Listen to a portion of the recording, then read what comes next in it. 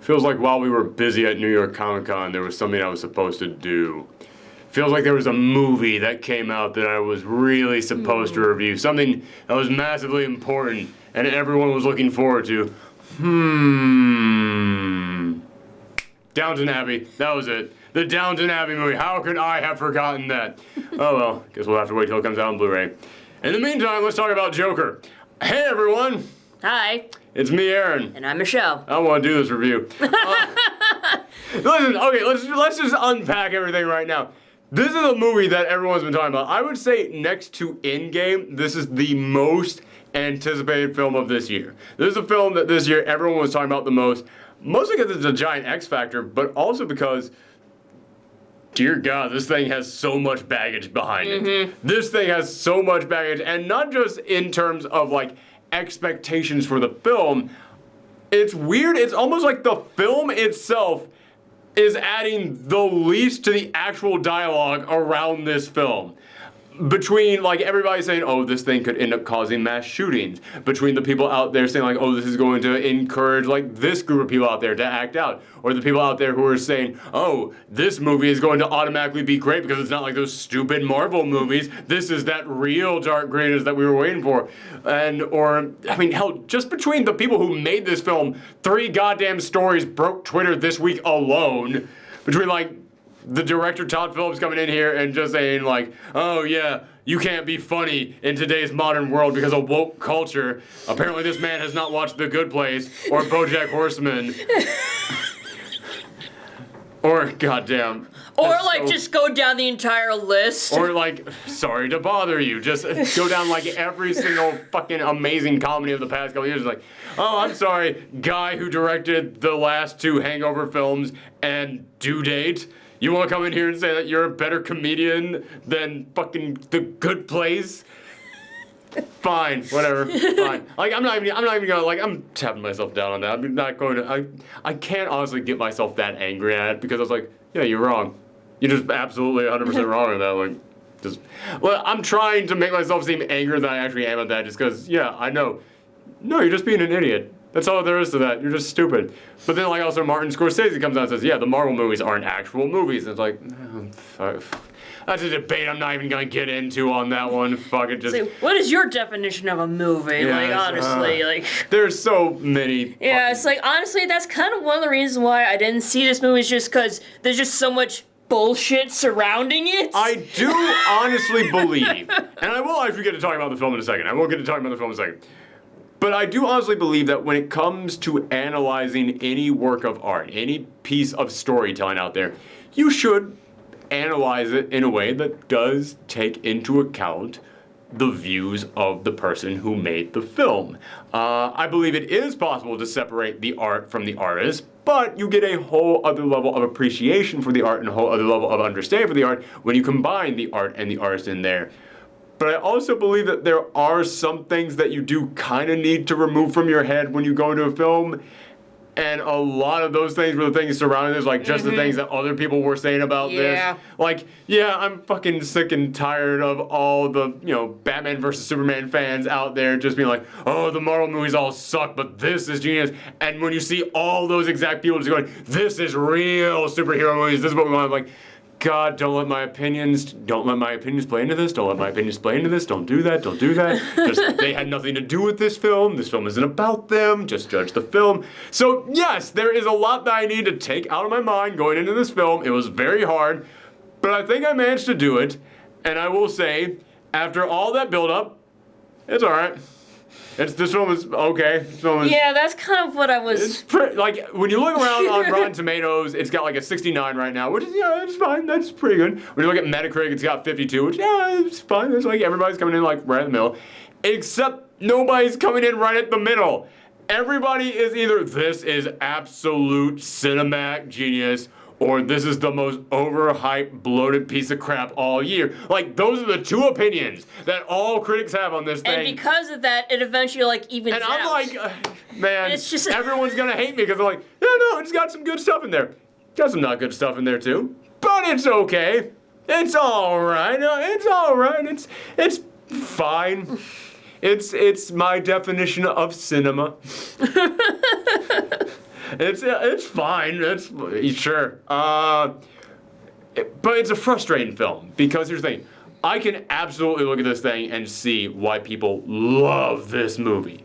I do, because I love movies like this. But I've also seen a lot of movies like this.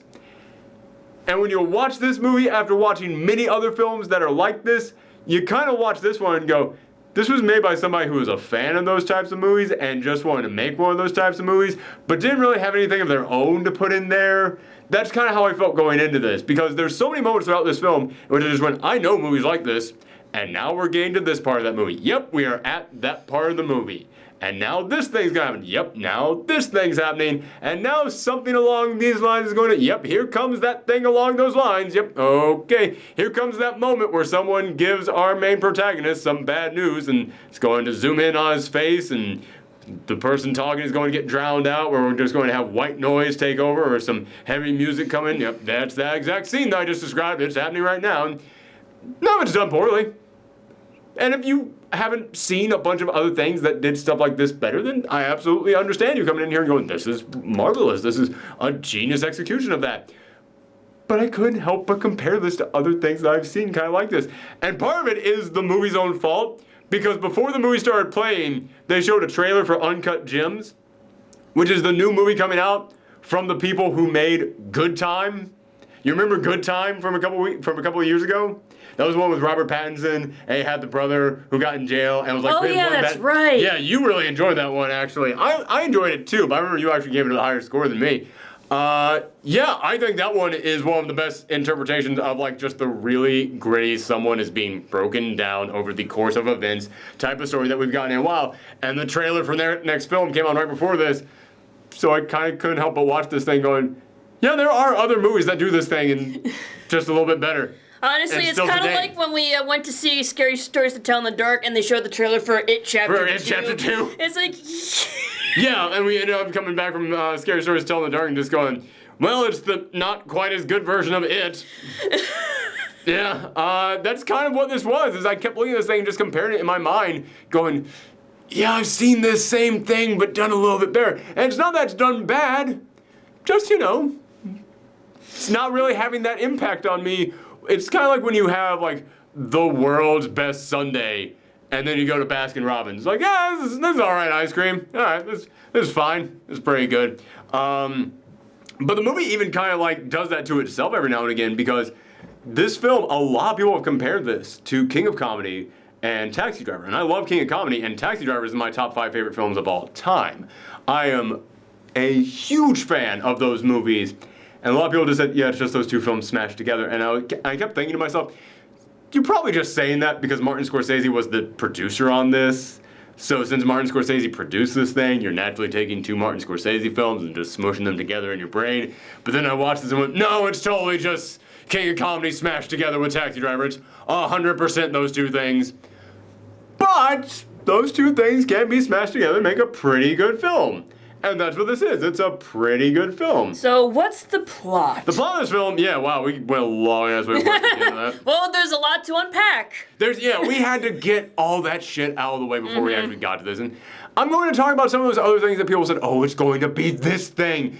Because I honestly feel like a lot of the concerns that people had, a lot of the preconceived notions that people had about this film going into it, about it's going to be this, I don't think it was, like, at all. So we will talk about that. But what this film is about is about Arthur Fleck. He is this man who, he's got some mental conditions. They never fully go into it.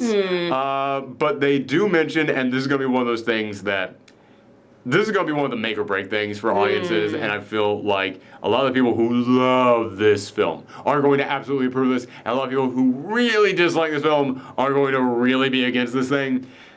And I gotta admit, I was really against this thing, but I can see why people would enjoy this.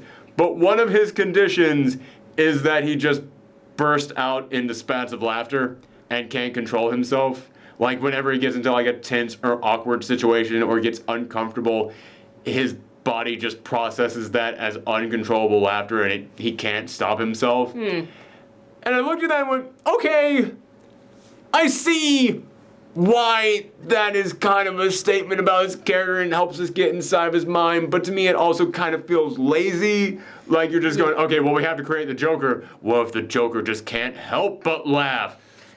Like, I understand, like, people laughing in awkward situations. But this is like an actual, like, he has a card that when he, like, starts laughing at something and he can't actually bring himself to tell people because he can't stop laughing, he has to hand them the card and is, like, almost choking himself with laughter.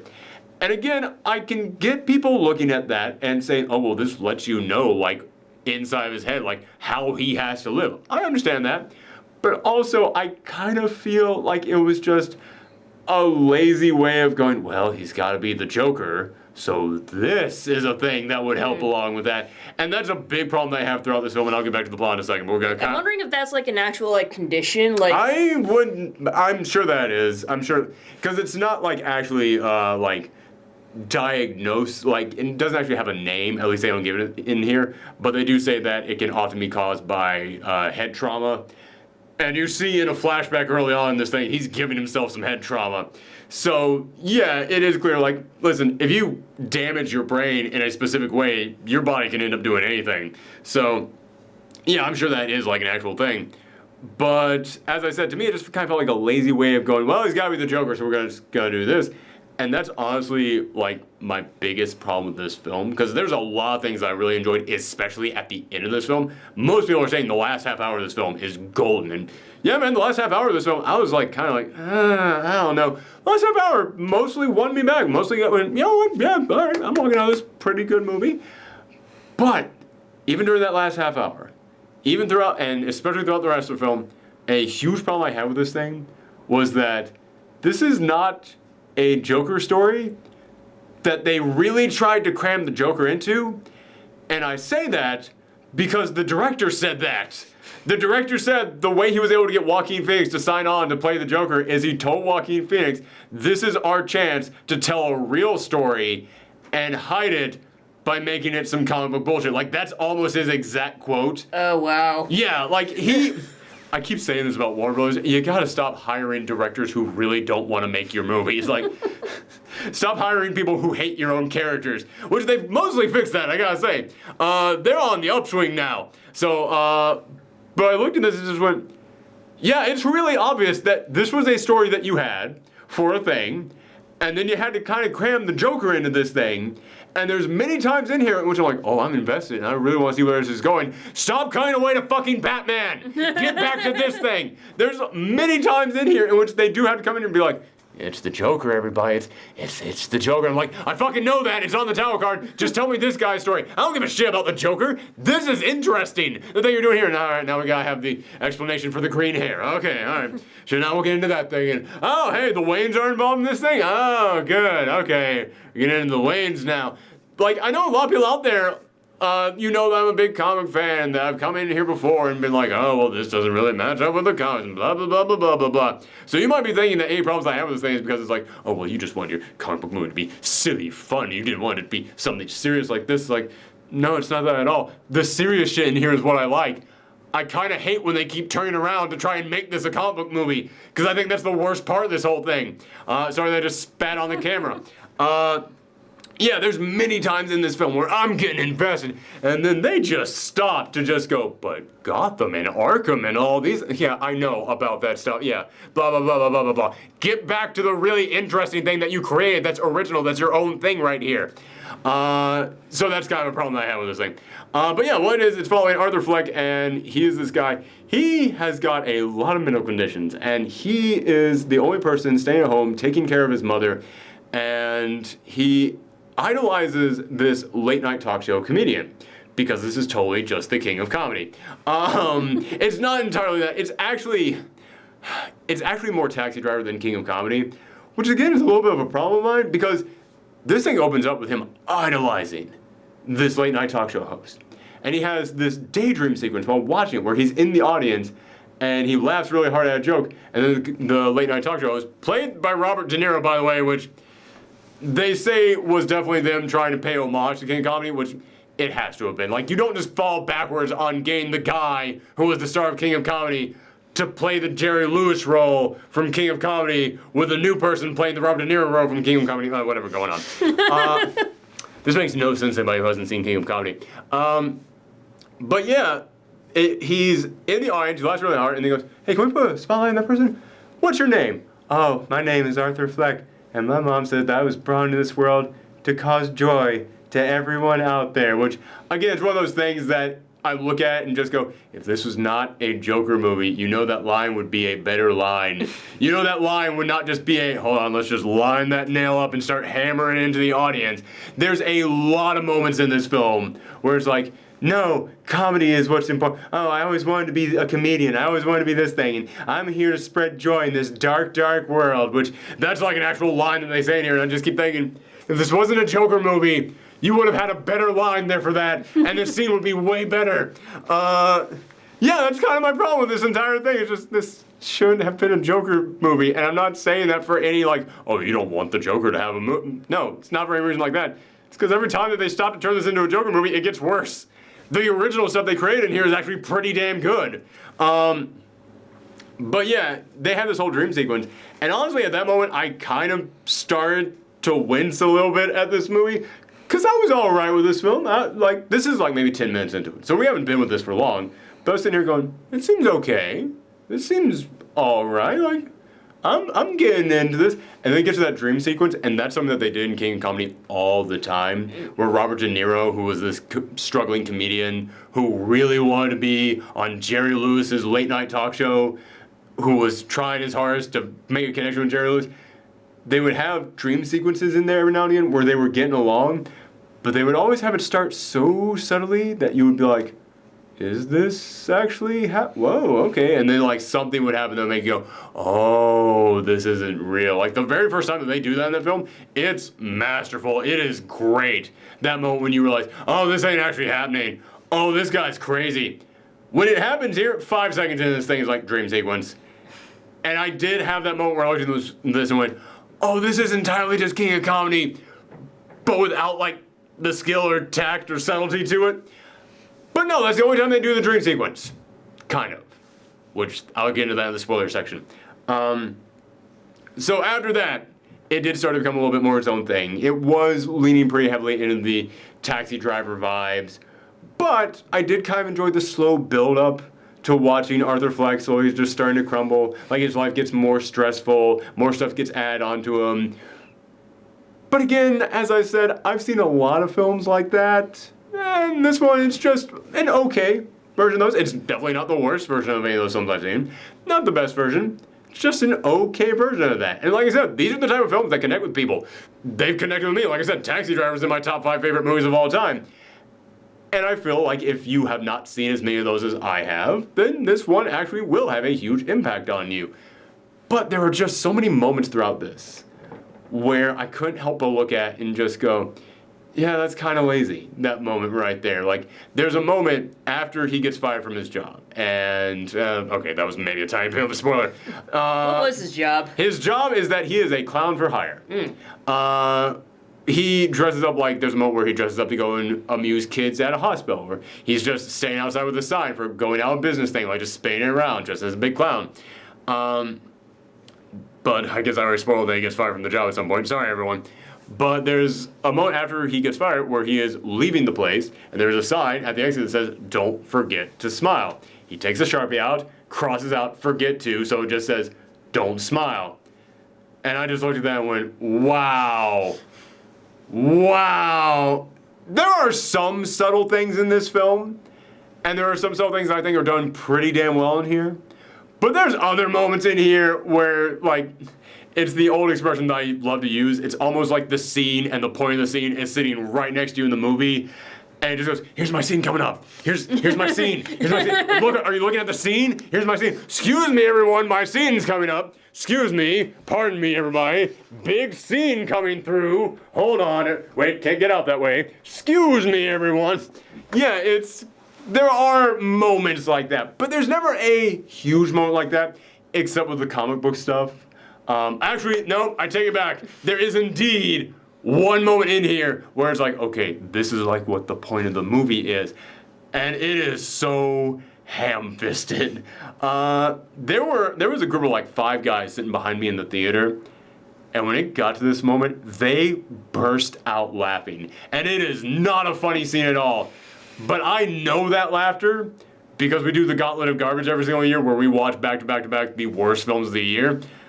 That's the laughter I have when I watch a film that thinks it's brilliant, but it's not. These guys were all doing that laugh because there comes a moment where the Joker, he's going to end up killing people. You see that even in some of the trailers and stuff, but he ends up killing these Wall Street guys. And I swear that's like the last one, but it's kind of the setup for the entire film. So I kind of had to get to that, sorry. He ends up killing these Wall Street guys. And he's watching the news that night and goes, and it's such a weird thing that like I'm even trying to remember it in my own brain. I'm like, no, they didn't actually say that, right? No, they did kind of say that. In which the report is going, and there seems to be an anti-rich sentiment across the entire city of Gotham.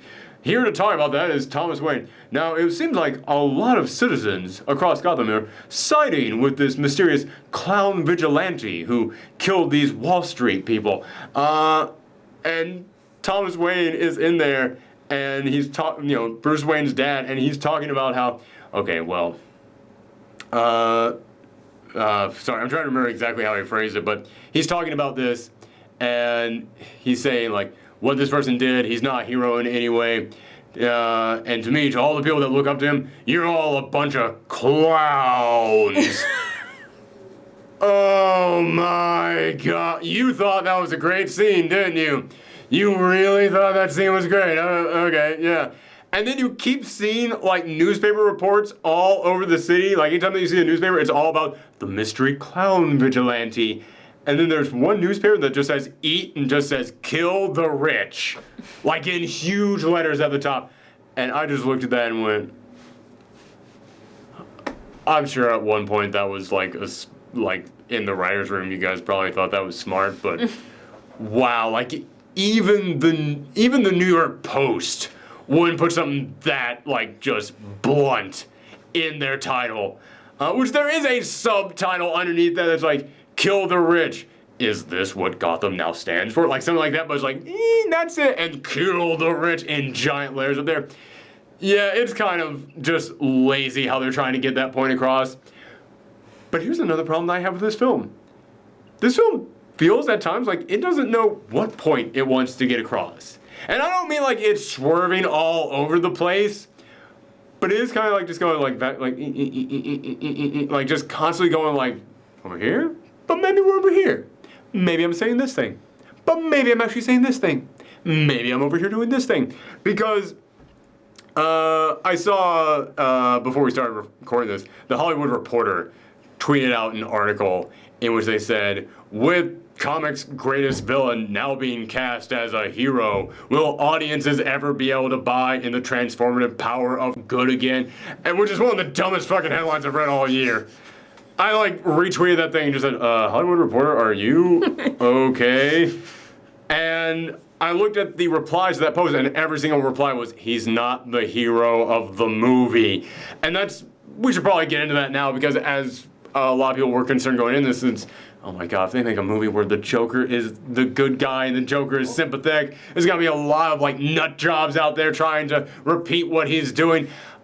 I don't think the Joker is not the good guy. No, it honestly reminds me of like Death Note, where like Kira, he's supposed to be, he's the protagonist, but he's not the good guy. That's actually a really good way of putting it, because as I was about to say, the Joker is not the good guy in this film. Except when he kind of is, because there are moments in this film where it feels like they forget what statement they're trying to make about the Joker. But it's not like huge shifts. They're trying to make it a little bit subtle, but it's not subtle enough. It's a little, like, it's not like those scenes I described earlier where I said they were ham-fisty. It's more ham-fingered, I guess is the best way to put it. It's not ham-fisty, but it's like you go to shake his hand, it's like, oh, those some ham fingers you got in there. Where, yeah, yes, the Joker is not a good guy in this film, but every now and again they're like, yeah, but aren't you kind of rooting on the Joker right now? No. but I think you want me to be doing that movie. Yeah, there are moments in there, like, because there are moments where the Joker, they end up shutting down his, where he's going to get his meds. He's part of, like, some city service. Where, because he can't afford a therapist, he can't afford a psychiatrist, so it's this city service that reaches out to people like him, and there's a moment in which it gets shut down because, man, I feel like I'm describing way too much of this movie. I am going to put a spoiler warning at the start of this thing, I'm sorry.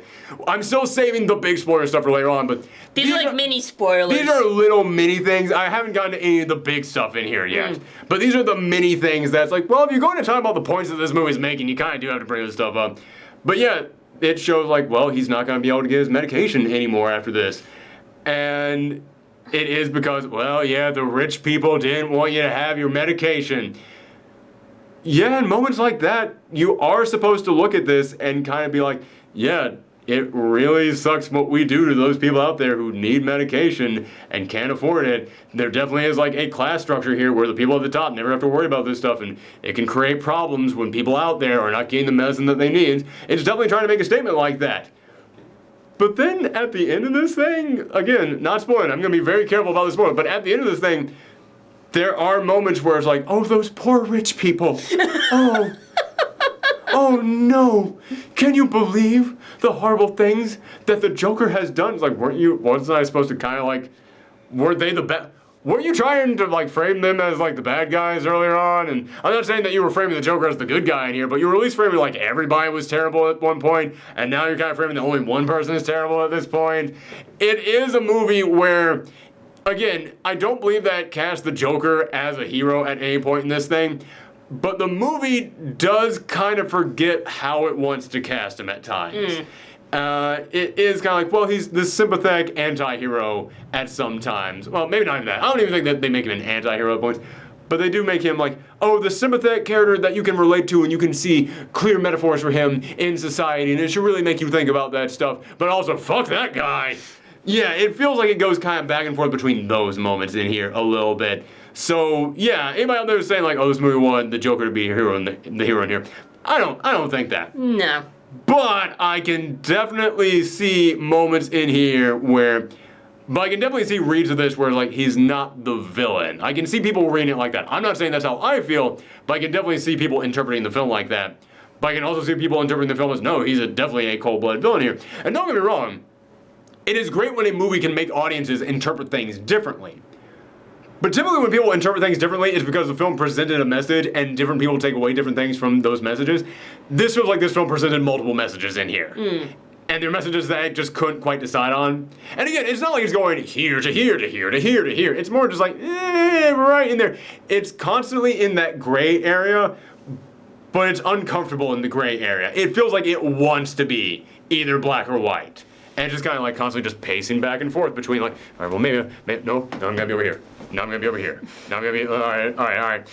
The best way I can describe this is that this does not feel like a film that is about the Joker. It feels like a film that was directed by the Joker. It feels like, whenever the Joker gives you his backstory and it's multiple different things at once, he's constantly just changing his story around. Feels like the Joker came in here, rewrote this thing, because it's like, no, you can't let everybody figure anything out in here. You have to let them, like, not know how to feel about this thing. But, which, again, it is okay to have a film that you don't know how to feel about. That is totally an okay thing. But this film really felt like it wanted you to know how to feel about this. And it feels like the fact that multiple messages came out of this film, with another film it feels like that would be a strength, but it feels like here it was just kind of, they couldn't stick the landing. It feels like this was a film that just could not find where it wanted to be. But again, that is one of the reasons why I said I can absolutely understand people loving this film, because I can understand somebody not seeing the film that way. That's how I felt. I felt that this film just could not make up its mind. But I can see other people out there completely interpreting this thing as just being like sort of an unreliable narrator style story. So yeah, I do want to make that clear. I can understand people out there really appreciating this. I can also understand the people out there not liking this because, as I said, it does just kind of borrow a lot of stuff from a lot of other movies. And I know some people are going to say, well, those were homages. It's homages to a point. But then there's other times in there where, like I said, I don't think it's borrowing stuff. I feel like it's just doing, I saw this in another movie, and that's how this is supposed to happen. Yeah, but you're also supposed to like do your own thing with it, and he kind of didn't. But there are those scenes in here. There are those scenes where I do have to stop, and I do have to applaud this thing. I do have to stop and go, you know what? That actually was insanely well done. Like there was a moment in here where it's after Arthur has kind of started to hit rock bottom. And there's a moment where we see him going into someone's apartment, and a thing happens in there, and then we see him leave the apartment, and you never get any idea of what happened during that missing period of time. And I think that was excellent. That I honestly think is one of the best executions of the subtlety and of the uncertainty that this film is trying to create. But there's only a few moments like that. The rest of this film, it is kind of like, yeah, I've seen this before. All right, it's fine. Let's keep going with some of the other positives in here. Go away, face fly. So let's keep going with some of the other positives in here. One of them, and this is a huge one that I have to give this. This one, hands down, I cannot ignore this. Cinematography is great in this. The cinematographer absolutely deserves any and all praise that they end up getting. Because the lighting in every scene is on point. There are some great framed shots in here. Even some shots that I look at and go, yeah, that's a CGI background. Still a well-framed CGI background, like I gotta give you credit on that one. Yeah, this thing, it is shot insanely well. But it's edited kind of poorly, so it kind of balanced out a little bit in there. There was a moment in which I was watching this thing, and it was a conversation between multiple characters. I kept looking at it going, am I just being like a total snob, or is this thing poorly edited? Like, is it just me? Is no one else? If no one else has a problem with this, but I avoided all reviews for this thing going into it. I didn't want to like get anybody else's opinions to like taint my perspective on this thing. So after I got home from this, I did look up other people's reviews, and almost everybody I looked up was like, yeah, this thing is not edited well. Okay, yeah, I'm glad that I wasn't alone on that one. Like this thing is trying to be like really dramatic and really like get inside this character's head, and a great way to get inside of a character's head is long shots. Just hold on them. Hold on them in those uncomfortable moments, which Arthur Fleck's entire life is uncomfortable moments. Hold on that stuff. This thing cuts all the time, and it's frustrating. It's frustrating because you can see a moment where Joaquin Phoenix is giving an amazing performance up there, and it's supposed to be this awkward moment that you're going to look at and be like, oh man, oh you're just dying in this moment, and we're all just sitting there with you. But instead, it's cutting constantly throughout that moment, so you're not sitting there with him in that moment. Instead, you're sitting in a movie theater watching a movie happen. So, yeah, cinematography, great. Editing, not so great. And that's kind of what a lot of this film is. There's a lot of amazing stuff in here. And then you turn around and there's some not amazing stuff in here. But I do think that aside from the amazing stuff, and aside from the not amazing stuff, like the pretty poor stuff, you have what's left in the film. And what's left in the film is pretty good. Pretty good. Like if these things even each other out, what's left is, it's like right above here. If average is here, it's like right here. Right, so like, well, score would you give? Score-wise, I gotta talk about one last thing, which is Joaquin Phoenix's performance, which everybody's saying he is amazing in this thing, and yes, he is amazing in this thing. But Joaquin Phoenix is always amazing in everything. Joaquin Phoenix, listen, man, I'll be totally honest with you guys. I think he may actually be the best actor of our generation. He is phenomenal. He is that guy who's like, you need him to lose 50 pounds for a role? He will do that. You need him to beat the living shit out of himself for a role? He will do that. This is a guy who, you look at him and you almost feel concerned, you're afraid for his well-being. And it's like, oh, geez, okay, are you gonna be all right in this role? Like, I know it's acting, but like I think when he filmed the scene in The Master, he actually did beat the living shit out of himself. Like he had to go and get like actual medical attention because there's a moment where he's actually like having a big tantrum and just smashing his face against stuff. And it was like, I think he's actually doing that. It feels real. Yeah, he is that kind of actor, and yeah, he gives it his all in this. But, and I feel like this is another good metaphor for how I feel about this film. Is he amazing in this? Yes. But he's been better in other things out there. And a lot of people are like, he absolutely deserves the Oscar for this performance. I've I've seen him be better in other movies. They didn't win the Oscar for those. So Do you think that has something to do with the writing or directing? I do. I do think that has to do with the writing. I do think it has to do with the directing. I do, and also the editing. Like, hold on him for God's sakes. You've got this amazing actor acting his ass off. Put the fucking camera down and walk away from that shit. Yeah, it's, man, that editing is going to bug the hell out of me. Yeah, I do think that's like, if you just given him a better line right there, because there's a lot of lines in here where it's like, it's not that that was bad, but it certainly wasn't good. But you had a really good actor delivering it, so it kind of disguises it. But you give him something better, it would have been a better moment, but itchy nose. But yeah, Joaquin Phoenix can't be bad in something. He's amazing in this. But he has been better in other things, I can't help it. So yeah, my final score for this thing, I'm giving it a 7.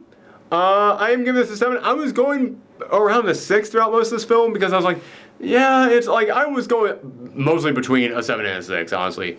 But then, like halfway through the second act, I just started kind of getting tired. Like, I had just seen so many of these things before in other films. The character himself, he was supposed to be descending into madness at this point. But I was just like, the progression isn't all that great on this. I've seen other films about people descending into madness that were done better than this, I'm sorry. But it's still not bad, so I was getting down to a 6. The last, 15 minutes of this are really damn good. The last 15 minutes are really damn good. And I was going to bump it up to 7.5, maybe even an 8, because it's really all coming back around. And then they had to stop and go, and remember this is Joker, everybody. Remember it's fucking Joker. And then also they came in here and went, oh, and also, fuck that guy. And the message we were making around him. It's like, okay, I can understand wanting to say fuck the Joker and say okay, he is a bad character and all that, he's not a hero. But you're also trying to raise sympathetic views with that character, and then you're coming in here and trying to raise sympathetic views with the people that were causing his sympathetic views. And it's one of those things where it's okay. Again, I know there's going to be a lot of people out there who say, well, I view this as trying to have an unbalanced message on purpose. I don't think it was on purpose. I think that they just could not pick a lane at times, and that really kind of hurt there towards the end. There's a thing that they do at the end of this movie that I genuinely hated, and it was the Oreo cream filling right in the middle of 2 cookies that I was loving. Because in the last 15 minutes, it's fantastic. And then they come in with something that just went, why did we have to do that? So yeah, I'm giving it a 7. Which is good. 7 means I liked it. 7 means good. But it's kind of frustrating that you look at this thing and go, God damn it, if you had just done a little bit more of this, a little bit less of that, maybe take out that low mode there and do this, holy crap, you would have had something great here. But yeah, it's still good. It's still good. It still is a good thing that they have in here. So yeah, I can totally understand the people out there who do love this stuff. I know there's going to be a lot of people out there who they disagree with a couple of things that were big splits for me. There's going to be a lot of people out there who interpret things differently than I did in here. There's going to be a lot of people out there who they're not as jaded to these types of films as I have been. Or there's going to be people out there who have seen even more of those types of films than I have because they just love those. And this one is going to be like, hey man, that's their thing right there. How many horror films have I seen that are not nearly as good as other horror films like that, but I still walked away loving it because it's the stuff that I like in there. So yeah, I can totally understand the people out there liking it. And I know I'm going to get in a lot of trouble for this, but I can also understand the people out there disliking this. But I do feel like a lot of the people out there disliking this might already have had their opinions made for them before they went into this. I'm not saying that about everyone. I'm not saying that about everyone out there. But I do feel there's so many people out there that was like, oh, this is going to be a film that is trying to, promote incels out there. And no! I watched this and I was like, no, Joker's not an incel in here. He's not. This is more of a message about people not getting the medical attention that they need. Except for, as I said, when it decides to not to be about that thing. But yeah, I don't think that this film is trying to promote the things that they're saying. And I know that, yeah, I'll admit, I was one of those people who was also worried, God damn, man, I think that there might be some nut job who takes this film and just runs with it. But after watching this thing, I'm like, there is going to be some nut job who takes this thing and runs with it. But that's going to be a nut job who's going to do that with anything out there.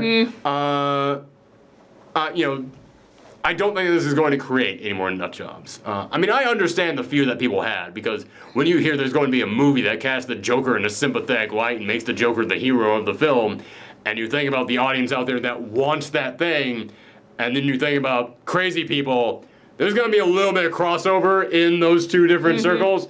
So I can understand the people out there who are concerned about that, but after watching this, I'm like, no, I think there's a lot of concerns about nothing in here. I mean, like, you remember when, like, someone brought in a gun to the theater during, like, one of the Batman movies, or like... That's exactly the thing that's got people concerned. Yeah, about exactly. this. But the thing is...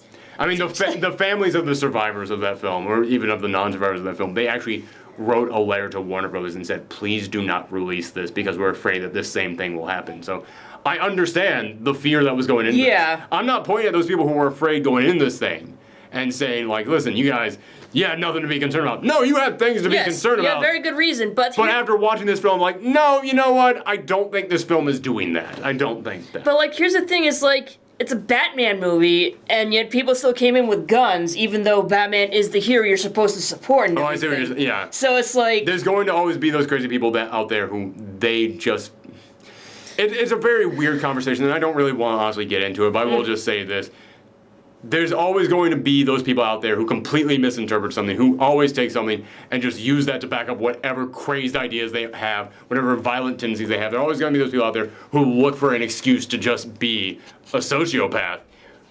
But I also kind of feel like a movie needs to be conscious of the fact that those people exist out there. And I think that a lot of the people who were working on this film, when they were in interviews about this thing, it feels like they were 100% not conscious about the fact that that was a thing out there.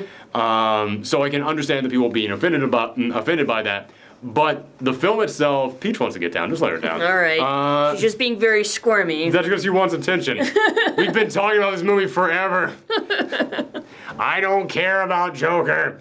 Talk about the Birds of Prey trailer.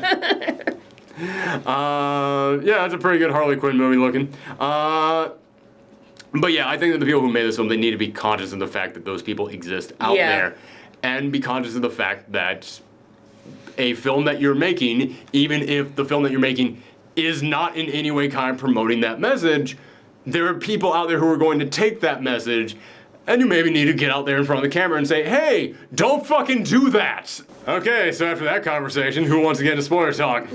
Yeah, sorry, but that is one of those things that, like I said, going in this movie, it's something that everybody's discussing, and I just gotta let you know, no, I do not think that this movie in any way is trying to promote the things that I think that people were afraid that this was promoting, but I do understand how the way this film was promoted kind of made it look like it was doing that. Yeah. So I do feel like the studio behind this maybe should have been a little bit more conscious of that. Maybe the people working on this film maybe should have been a little bit more conscious of that, especially in the way that they themselves talked about this film. But that's the last thing that I'm going to say about that. So, spoiler time in this one. Throughout the course of this film, Arthur Fleck's mother, she is not very healthy, and he is the only one who is taking care of her. They don't know who the father was, and later on, we find out in the film that his mother used to work for Thomas Wayne, and we find out that Arthur is Thomas's illegitimate child. Oh. At least that's what we think at first. And he goes up to Wayne Manor, and he tries to go like, all right, let me just talk to Thomas Wayne. Let me just go in there and have a conversation with him. And Alfred is there with Bruce. There's a long exchange of Arthur at the gate and little Bruce Wayne there, and Arthur is doing magic tricks for him to try and like get him to let him inside. And then Alfred comes up, and Alfred is saying, listen, your mother was insane. Everything that you're saying, like, everything she told you is not right. And this film, it's really trying to set up, like, yeah, Thomas Wayne is absolutely an asshole. This entire film is setting up Thomas Wayne to be a piece of shit. I mean, there is a moment in which they're talking about how Arthur can't get his medication anymore. It's because, yeah, the Wayne Foundation, they're cutting into all this stuff, so you can't do it. And they are absolutely making Thomas Wayne seem like the villain in here. And then there comes a moment later on in which he confronts Thomas Wayne. He sneaks into this big gala, finds Thomas Wayne in the bathroom, goes up to confront him, and he's just like, listen, man, can't you just show some sympathy? Can't you just treat me with some humanity here? Just begging him for attention from his father. And Thomas Wayne's telling him, I'm not your dad. your mom has mental issues. She adopted you. And he's saying, well, no, that's not true. But he does find out her mom was at Arkham Asylum there for a period of time with some mental issues. And he goes in there and he tries to get access to her files and look at. And again, you talk about the moments in here where I know the message they're trying to make, but it's kind of a little bit lazy. This is after he has already killed people. And he's talking to the guy like, so how do people end up here? Do they all commit crimes? Well, some of them are just people that need help. Like, yeah, I can understand that, brother. Yeah. I mean, I keep trying to hold stuff in. Man, I just went off recently, and you know, I kind of felt good in there, and man, I'm all fucked up. And these are like almost the exact lines he's saying to him, and I was just like, yeah, I know what the movie's about. Like, a little more subtlety in those scenes. Which, in all fairness, the film is not trying to make Arthur look like a stable individual. Mm-hmm. They're trying to make him look like somebody who has massive brain damage. They're trying to make that clear from the beginning of this thing. He looks at the files and he ends up stealing the files away from him, and he starts reading the files, and at first he's reading it and you're seeing like flashbacks of the mom being told all these things by a lawyer, like, you adopted this child, and he goes, no, that's what Thomas wants you to say, and it's like, okay, so all this stuff about adoption, Thomas framed that, and it actually is her child. But then you read a little bit further and it's like, we found your son handcuffed to a radiator, the father had been abusing him. And then she's like, I didn't hear him crying, I just hear him laughing and all this stuff, he's my happy little boy. And in that moment you start to realize, oh yeah, the mom actually does have some mental issues, and maybe Thomas isn't the father in here, maybe that isn't actually true, and maybe someone else was the father and he left and he was abusive to them. Okay, maybe she was abusive to him as a child. I mean, she didn't even notice that he was crying locked up to a radiator as a child. And yeah, okay, so she definitely did have problems in there. But it does kind of leave up to question whether or not the adoption thing was real. That's still kind of left a little bit vague. And that was a good one. That was one of those good elements in here, which I'm like, okay, you're trying to create a sense of uncertainty? You got that one. That one was pretty alright, way to go on that one. But then as the film goes along, I'll just cut ahead. He ends up getting his chance to be on this late night talk show, and there's this like Occupy Wall Street thing that is going on where everybody is trying to rail against the rich people in town, and they're all dressing up like clowns because the Joker became known as the murdering clown vigilante. Mm-hmm. So everybody's dressing up like clowns for that, but again, the news is like, yes, everybody wants the rich people to be murdered, and you just look at that and go, dude, no news reporter would say those words. Like, no, like, that is not the way that they would phrase this. So yeah, there are just those moments in there where the writing is just a little bit lazy with the point that it's trying to get across. Mm-hmm. But when the Joker ends up going on to this show, and he goes on the show because he did a not one night stand, but he did an open mic night, and he was bad, but he kept laughing at his own jokes, and someone recorded and sent that in to the late night talk show, and they showed that just to make fun of him. But they're like, you know what, everybody's calling and asking for more of this guy, let's actually get him on the show. And he comes into the show and he's actually dressed up at that point he's in the Joker makeup. Mm-hmm. And he has now killed like his second person after that point. Actually, no, I guess this is something else that we need to spoil in here. He kills his own mother after what he learns about her. Mm-hmm. He smothers her with a pillow. And again, you talk about the not really good writing in here.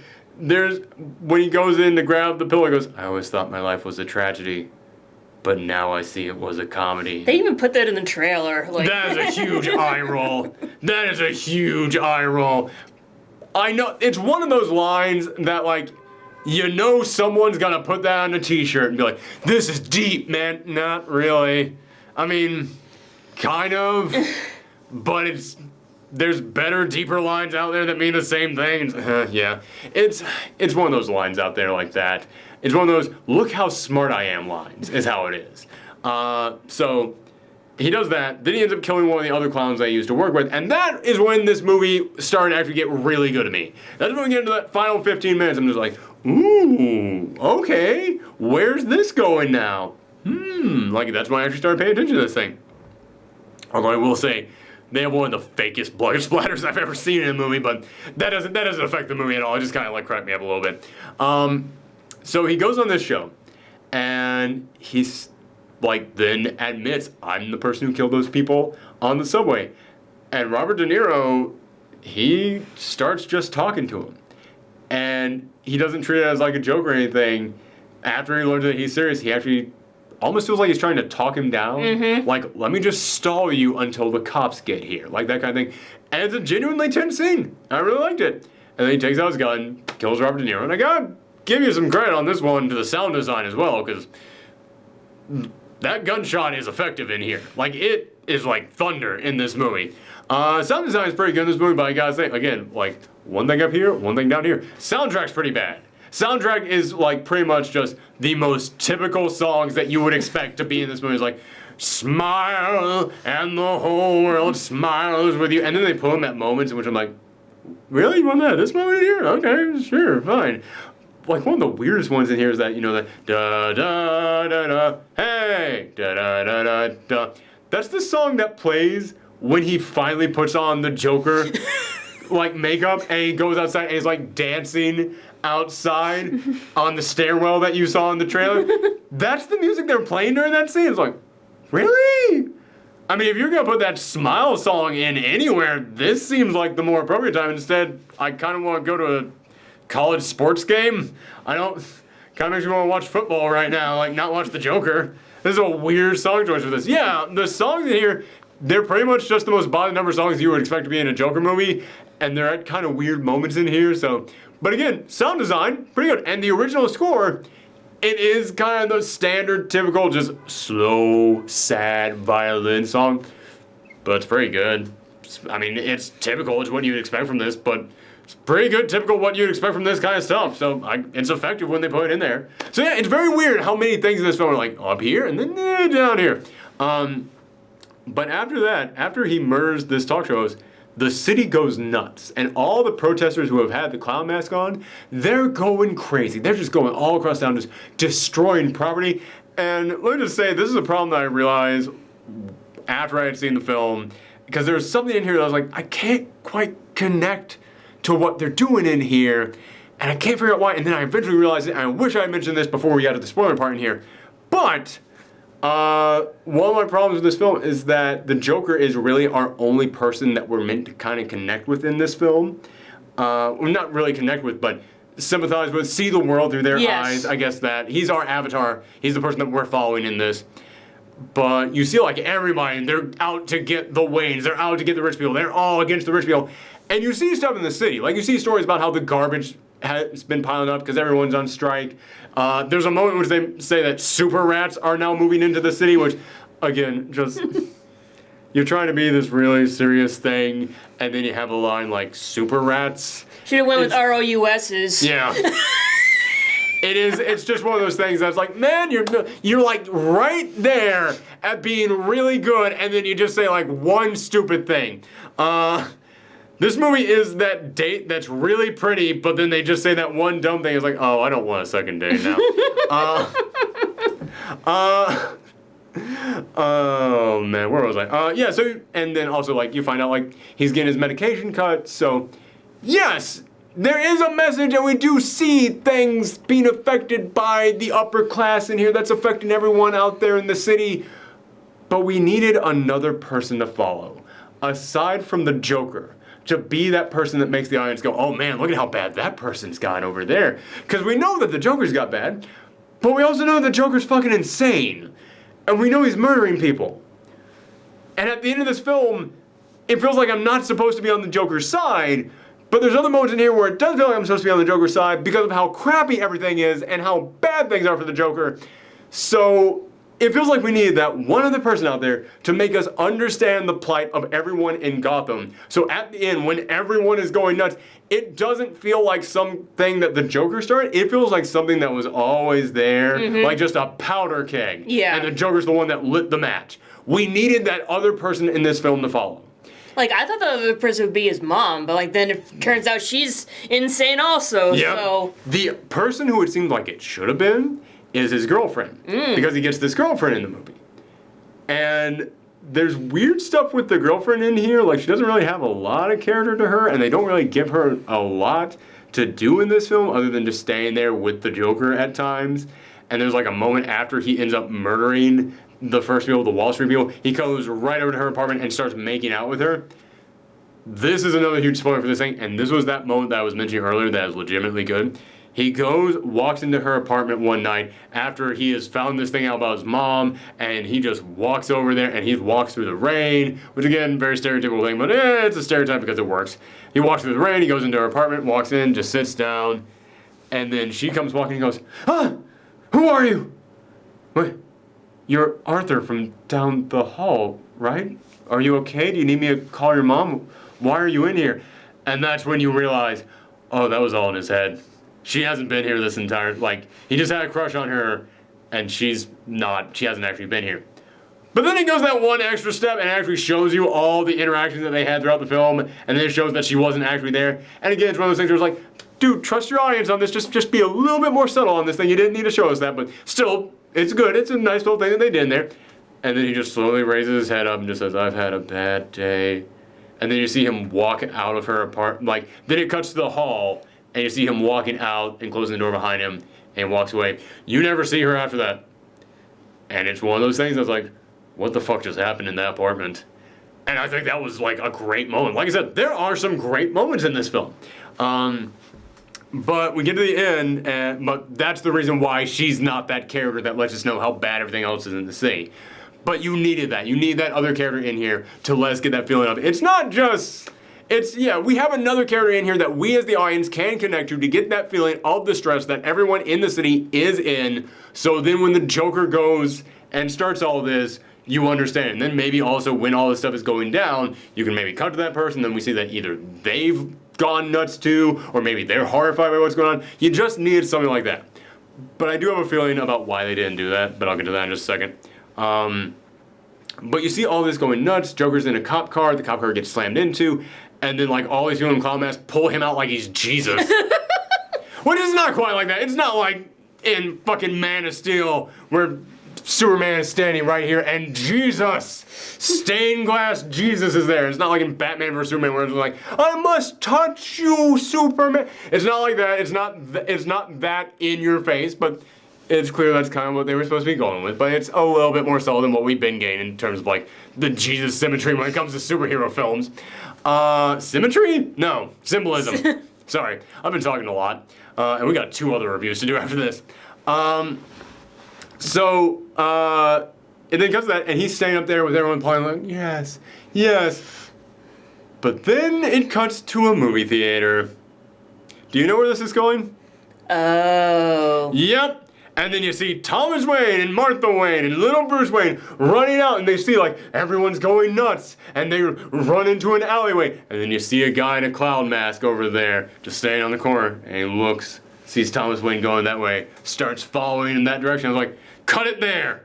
Cut it there! Cut it fucking there! Do not go another frame further. They went frames further. Like, we didn't even need that.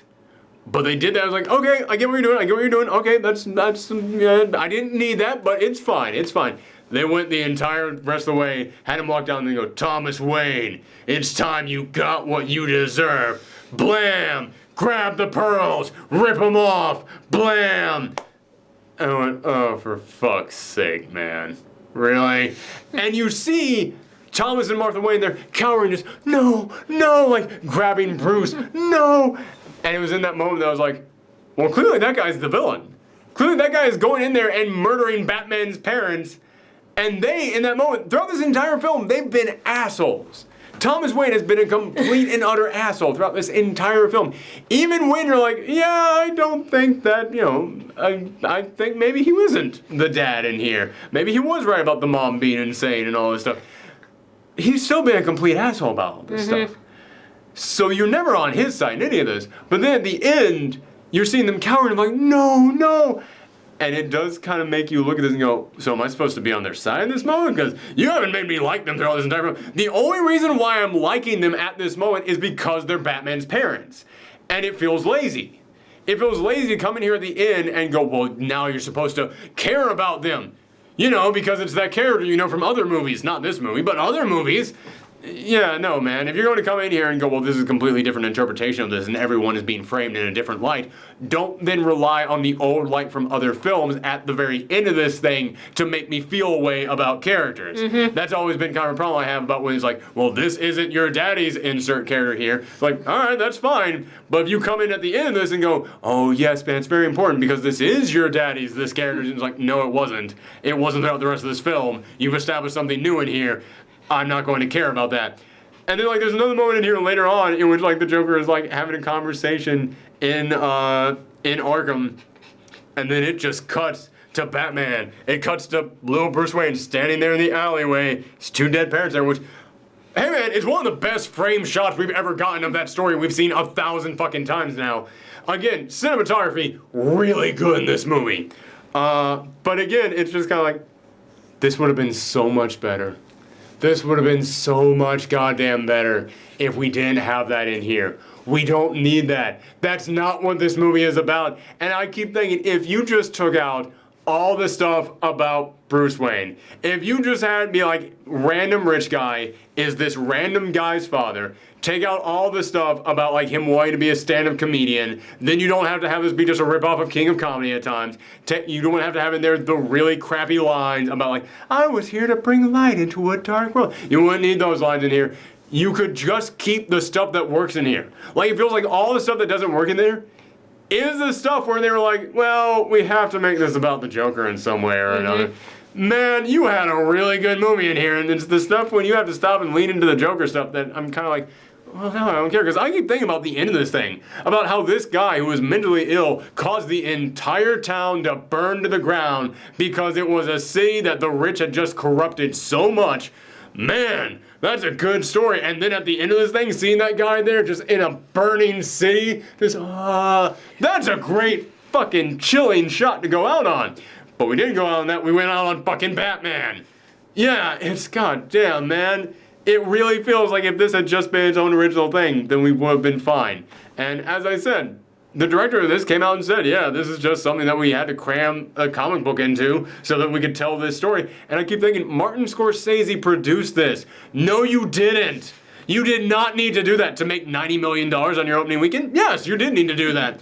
But do you really just care about the money that much? This thing still would have made a profit with Martin Scorsese's name on this thing. It still would have done just fine. Yeah, man. It does bug me. It does bug me that they tried to cram the comic book stuff into a movie that feels like it would have been way better if it did not have that in there. But the really interesting thing about this, and again, this is another thing that I have to point at and go, okay, this is some subtlety. This is some subtlety that makes me question what really happened in here. There's a shot early on in this film, in which he is talking to the psychiatrist, and they mention how he had some head trauma and he had spent some time in some physical care before. And it cuts to him in a padded room, smashing his head against a wall, smashing his head against the glass on the door.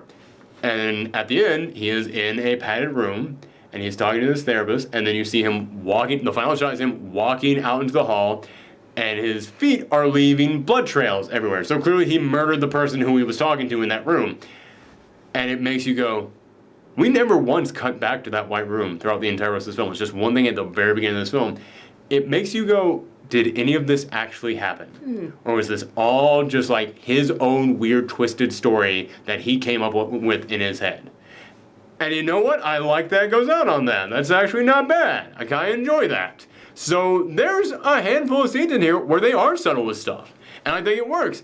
But there's a lot of other moments in here where it is just too ham-fisted, I felt. There's one other thing that I really want to talk about in this movie. When it comes to the pacing of the story, too, I feel like it's got some problems because the whole thing with the late-night talk show host, that needed to be more of an element in here. It feels like there are large moments in this film where they forget about that entirely. Like, there is a moment in here where it's after they have called him up and said, we want you to be on the show tonight. They never go back to that ever again until the moment in which it's like, I'm going to be on the show tonight. A lot of things happen in between those moments, and it feels like you're finally getting your dream of being on this show.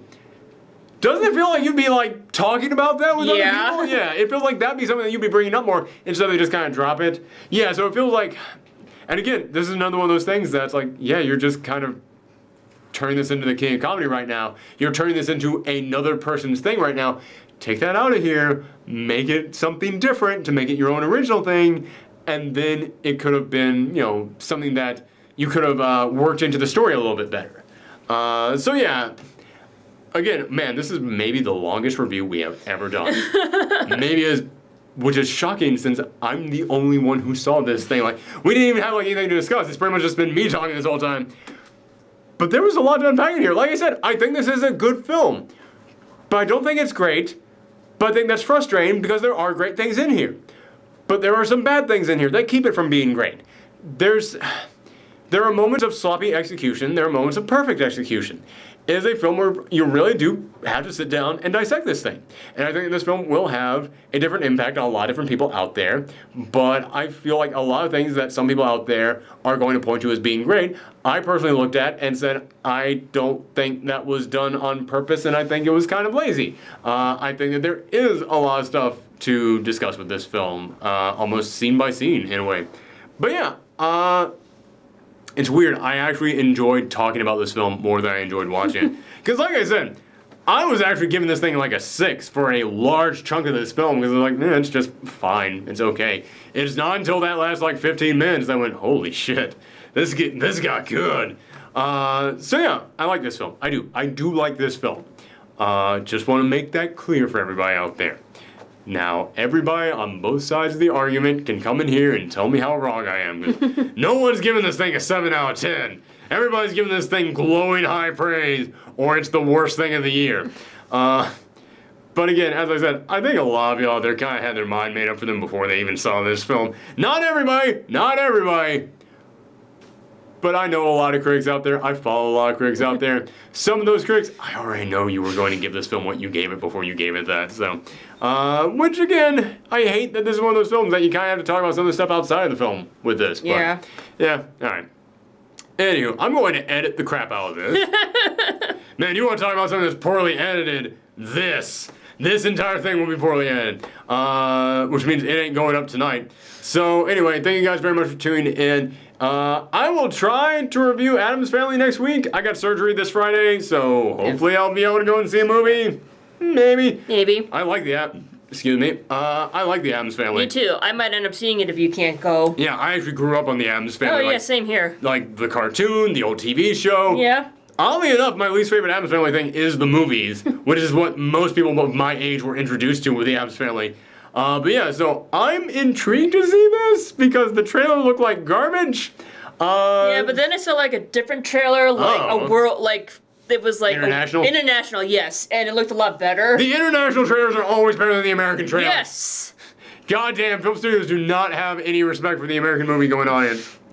Anywho, so yeah, we're gonna try and see that. But even if I can't see that, and you want some spooky goodness, all month long we're reviewing a brand new horror film every single day, including the day that this review goes up. So if you guys want to see that, then make sure that you click that subscribe button, ring that bell, and stay tuned for the rest of our month-long Thorgy-ween celebration.